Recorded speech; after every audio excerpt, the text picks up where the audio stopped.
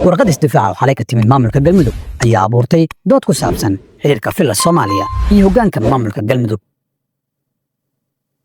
warqad waxay jawaab u ahayd xubno xisbiga madaxweyne xasan sheekh u magacaabay wakiilada xisbiga JSB ee magaalooyinka Gaalkacyo iyo Cadaado.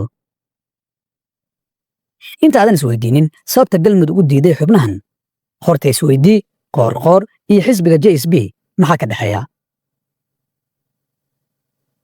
dhismaha xisbiga JSB ee madaxweyne xasan sheekh waxaa aasaas u ahaa inay isku aragti noqdaan madaxweyne xasan sheekh iyo madaxda galmudug, koonfur galbeed iyo Hirshabelle. sidaas ayayna qoorqoor, cali guudlaawe iyo lafta gareen kaga mid noqdeen hoggaanka sare ee xisbiga JSB.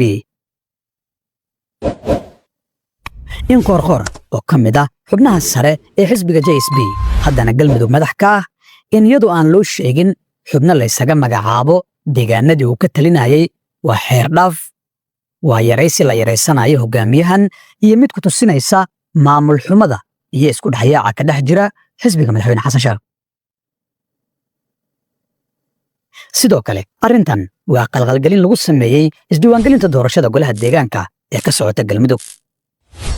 ilaa 5 magaalo oo ka tirsan galmudug ayay ka socotaa isdiiwaangelinta doorashada golaha deegaanka oo ah midda uu rabo madaxweyne xasan sheekh.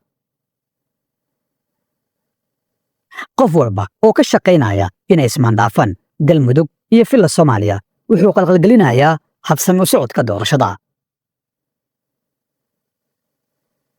xogaha qaar waxay sheegayaan inay falkan ku kaceen xubno ka tirsan xisbiga madaxweyne xasan sheekh oo ay deegaan doorashadu tahay galmudug, kuwaas oo uu hadafkoodu yahay inuu qoorqoor ka boodo tareenka xasan sheekh.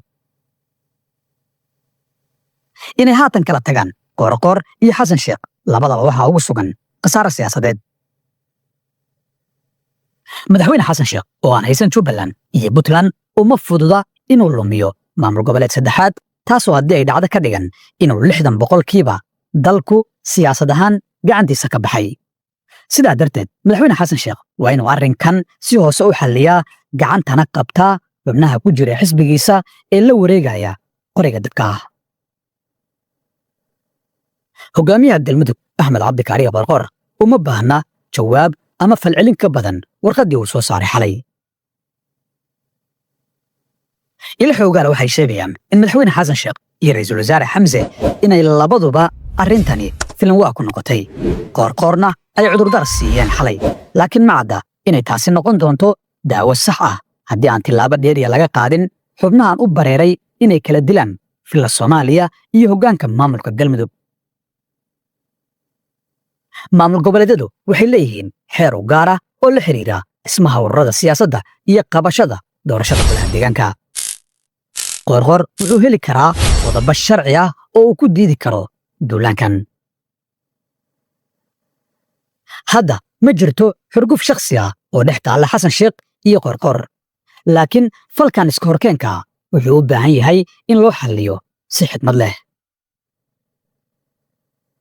waa buuqii labaad ee xisbiga JSB ee muddo bil ka yar bannaanka u soo baxa, taasoo ku muujinaysa hoggaan xumada haysata xisbigan. waxaana ay tani dhalinaysaa su'aal ah sidee madaxweyne xasan sheekh u maarayn karaa marxaladda kala guurka ee dalka haddiiba uu hagaajin la'yahay gudaha xisbigiisa.